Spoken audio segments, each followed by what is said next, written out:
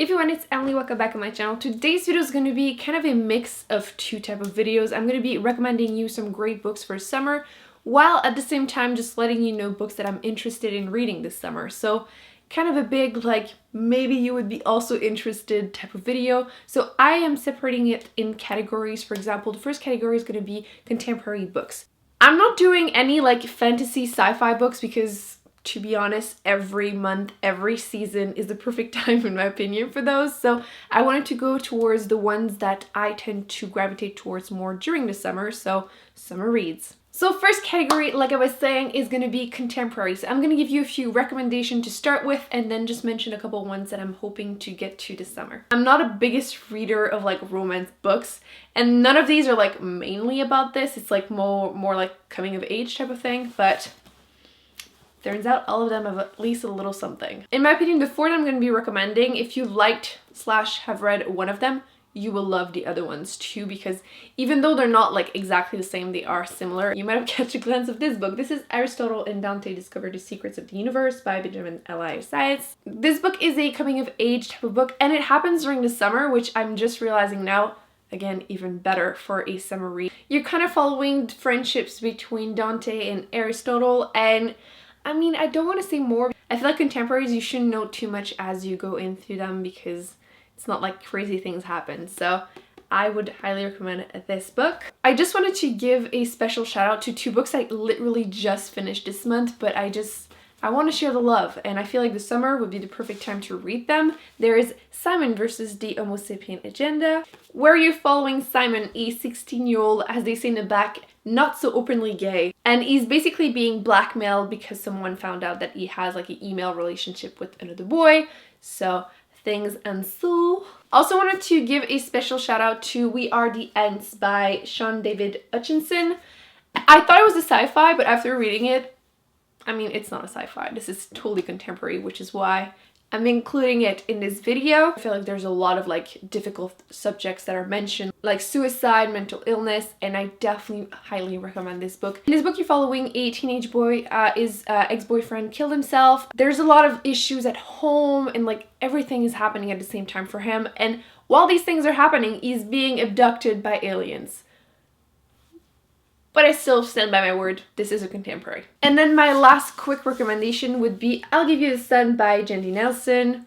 You're following two twins, both very artistic, and you can really see that in the way it's written. I actually really want to reread this one day because I really enjoyed it, but you follow those two narratives, and the first one is in the past, like 2 years ago, and then one of them is in the present, and you don't know why they don't talk to each other anymore. So definitely a great book to read. Again, I don't know why, but to me this is very summery. Maybe Give You the Sun, maybe. So those were my recommendation. Now I'm going to talk about the ones that I'm hoping to read. So if you have read these books, you might notice, Emily, I'm pretty sure in all of these there's like boy loves boy situation, and yes, which is why I decided to read this one, because this time it's a girl and a girl. So if you have any other great recommendation, please feel free to leave them in the comment section, because I realized like I've never read a book where a girl falls in love with another girl. So I decided to pick up this one. This is Everything Leads to You.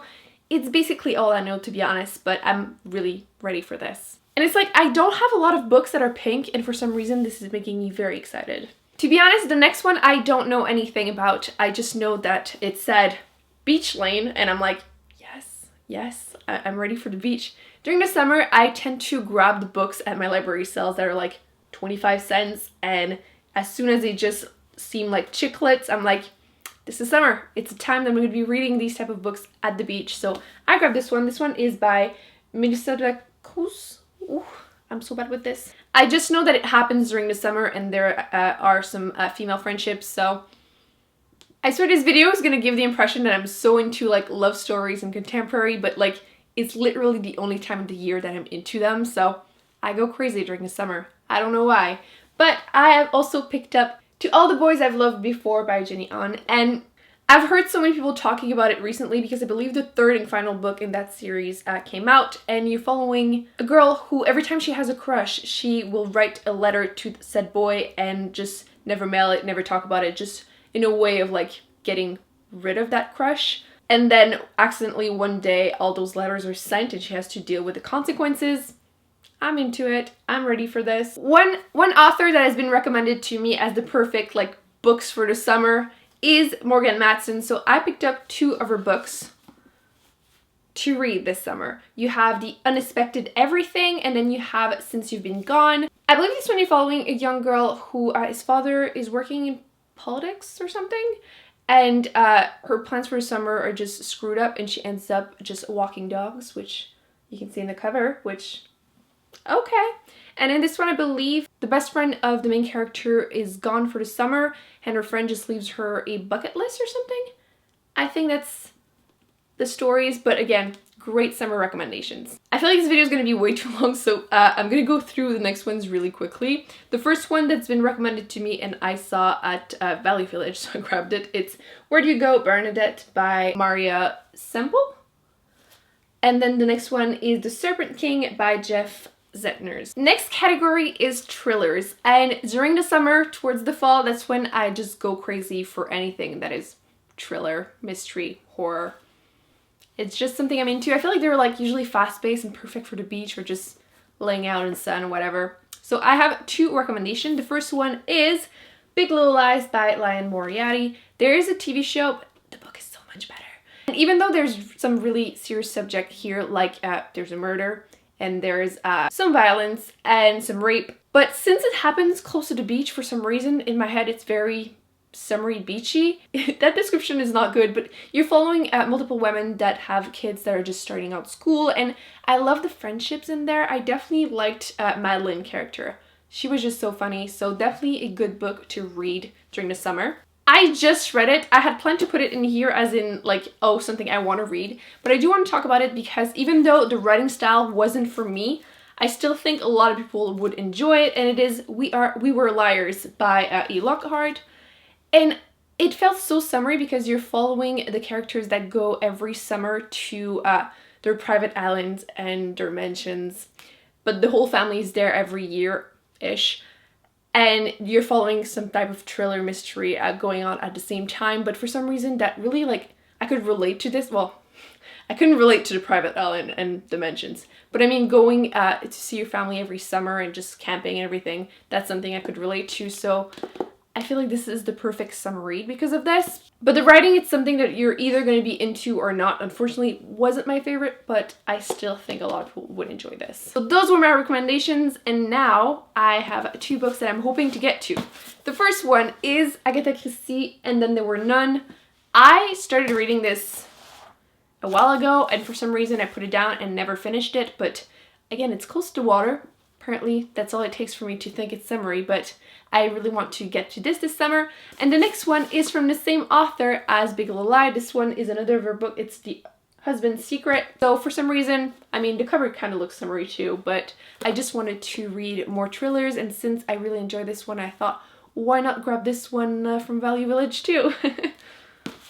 Next, I have no recommendation for this specific genre because it's something that I never read. Like, never. But every summer, I feel like I want to get into that genre. Sometimes I do it, sometimes I don't. But these 2 books have been recommended to me so much that if you're looking for recommendations, definitely would pick up these 2.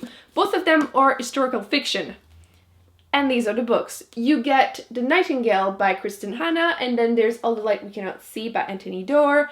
Both of them are historical fiction from the Second World War. I know in this one you're following 2 sisters, and in this one you're following 2 children.